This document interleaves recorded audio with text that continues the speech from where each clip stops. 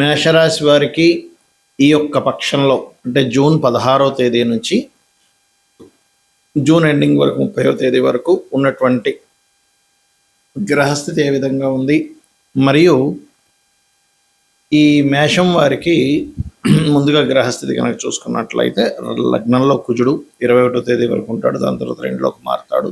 3వ స్థానంలో రవి చంద్ర బుధ గ్రహాల యొక్క సంబంధం కలిగి ఉంది. ఈ చంద్రుడు 7 రాసులు మారుతాడు. అదేవిధంగా గురువు చూసుకున్నట్లయితే గురు శుక్రులు కలిసి కర్కాటకంలో ఉన్నారు, బుధుడు వెళ్ళి చేరుతున్నాడు. మరి అదేవిధంగా మనకి సింహంలో కేతువు, కుంభంలో రాహువు, అలాగే మీన రాశిలో శని యొక్క సంచారం జరుగుతుంది.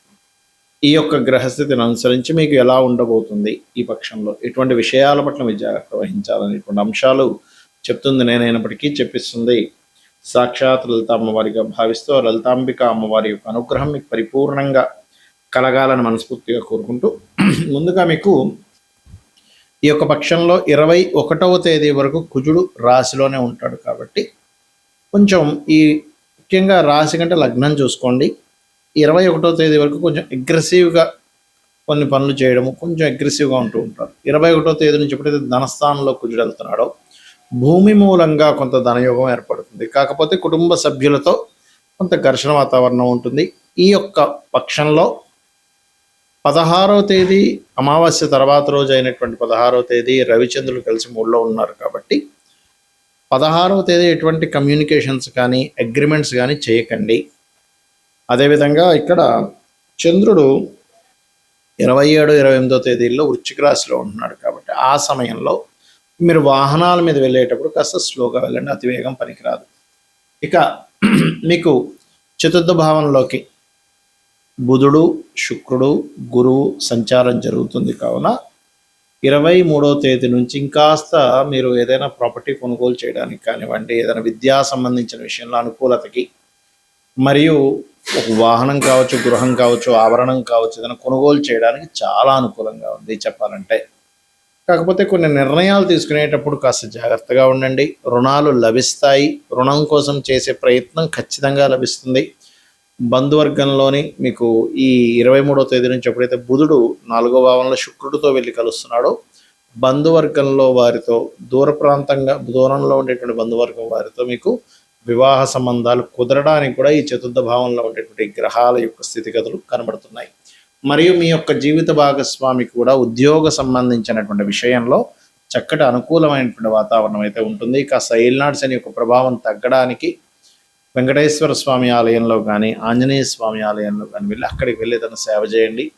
ఆన్లైన్లో చేసే బిజినెస్లు, రియల్ ఎస్టేట్ రంగాల్లో ఉండేటువంటి వారికి, రైతులకి, విద్యా సంస్థలు నడిపేటువంటి వారికి చాలా అనుకూలంగా ఉంది ఇప్పుడు ఈ పక్షంలో ఉండేటువంటి గ్రహస్థితి. గోచార ఫలితాలు ఒక ఎత్తు అయితే, మీకు ఎప్పుడైనా గుర్తుపెట్టుకోండి మీ జన్మజాతకంలో అసలు ఏ కాంబినేషన్స్ ఉన్నాయని చూసుకోవాలి. అంటే ఎంతసేపు మనం జనాలకి బేసిక్కే అలవాటు అయిపోవడం వల్ల ఏలినాటి శని ఉందా లేదా ఇదే బేసిక్గా చూసుకుంటుంటారు. ఏలినాటి శని ఉందా, అర్ధాష్టమ శని ఉందా, అష్టమ శని ఉందా.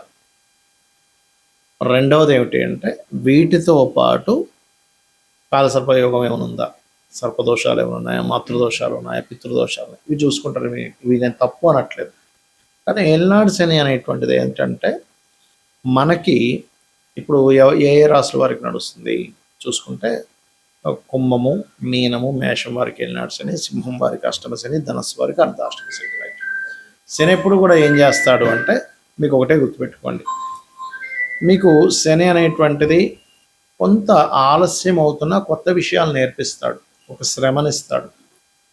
ఇప్పుడు ఎలా అయితే ఒక రాజు తను రాజ్యాన్ని వెళ్ళాలంటే ముందు యుద్ధం చేయాలి, యుద్ధం చేస్తేనే రాజ్యం వస్తుంది. అలాగే ఒక మనిషికి కొన్ని విషయాలు ఒక స్టేజ్కి వెళ్ళాలంటే కొన్ని విషయాలు అనుభవంలోకి రావాలి, అనుభవాలను ఇస్తాడు. అంతేగాని ఇంకా ఏమీ అన్నీ పోతాయి, అన్నీ చాలా విభత్సం అయిపోద్దని అనుకోకండి దయచేసి. అనుభవాన్ని ఇస్తాడు, దాని మీద యాక్సెప్ట్ చేయగలగాలి. అదేవిధంగా కాలసర్ప దోషం అనేటువంటి జన్మజాతకానికి అప్లై చేయకూడదని శాస్త్రంలో ఉంది, కాలానికి సంబంధించిన విషయంలో. ఎందుకంటే నేను గతంలో చాలాసార్లు చెప్పాను, 170, 180 మంది ప్రెసిడెంట్లకు ఉంది కాలసర్ప దోషం, మెగాస్టార్ చిరంజీవికి ఉంది, చాలామందికి ఉందని చెప్పాను, పెద్ద పెద్ద వాళ్ళకి, మల్టీమిలియనర్కి. మరి వాళ్ళందరూ ఎలా అయ్యారు? మరి కాలసర్ప దోషం ఉంటే ఎందుకు పనికి రాకుండా పోవాలి కదా అనే విషయాన్ని గుర్తుపెట్టుకోండి. జనరల్ సర్పదోషాలు మీరు కాళహస్తికి వెళ్ళడమో లేకపోతే రావి చెట్టు ప్రదక్షిణం చేసుకోవడం వల్ల పోతుంది. అదేవిధంగా మాతృదోషం, పితృదోషం పూర్వజన్మల్లో మనం చేసినటువంటి కొన్ని దోషాలు ఉంటాయి. అంటే తల్లిని సరిగ్గా చూసుకోకపోవడం వల్ల మాతృదోషము. పితృదోషం అనేటువంటిది పితృదేవతలు సరిగ్గా చేయకపోవడం వల్ల, సంతానాన్ని సరిగ్గా చూసుకోకపోవడం వల్ల, తండ్రికి ఇవ్వాల్సిన గౌరవం ఇవ్వకపోవడం వల్ల, ఇట్లాంటి వాటి వల్ల జరుగుతుంది. ఇలా చాలా ఉన్నాయి. స్త్రీ దోషం ఉంటుంది శుక్రుడు పాడైతే.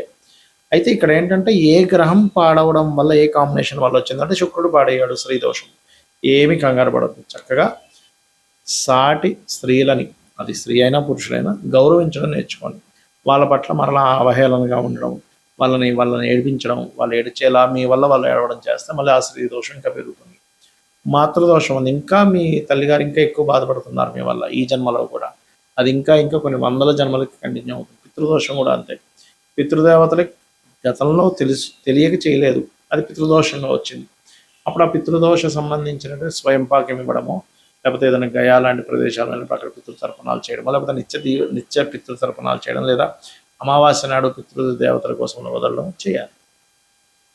ఇంతేగాని ఏదో అయిపోతుందని కాదు. ఇక్కడ ఏంటంటే మీకు లగ్నం నుంచి 12 భావాలు అనేటువంటివి ఉంటాయి. లగ్నం ఏమిటి, లగ్నం యొక్క స్థితి ఏమిటి, మీ యొక్క ఎదుగుదల, మీ లైఫ్లో ఎందుకు ఎప్పుడు అప్ అండ్ డౌన్స్ వస్తాయని చెప్తుంది. ధనాధిపతి చూడాలంటే సెకండ్ హౌస్, అంటే మీకు ధనము ఏ రూపంలో, ఏ మార్గంలో ఎప్పుడు ఎక్కువగా వస్తుంది, ఏ మార్గంలో ఎప్పుడు పోయే ఛాన్సెస్ ఉన్నాయి, ఎప్పుడు జాగ్రత్తగా ఉండాలి ధనం విషయంలో అనేటువంటి చూపిస్తుంది. అదేవిధంగా 3వ భావంలోకి వెళ్తే సిబ్లింగ్స్, మీ యొక్క ప్రయత్నాలు ఇవన్నీ ఉంటాయి. అంటే సిబ్లింగ్స్తో మీకు ఉండే రిలేషన్ ఏంటి. కొంతమంది బాధపడుతుంటారు, ఏమిటంటే మా సొంత అన్నయ్య ఇలా చేశాడు, మా తమ్ముడు ఇలా చేశాడు, మా అక్క ఇలా చేసింది, మా చెల్లి ఇలా చేసింది అంటారు. అది పూర్వజన్మల్లో ఉన్నటువంటి కొన్ని కర్మలు వెంటాడుతూ ఉంటాయి ఆ రూపంలో వచ్చి.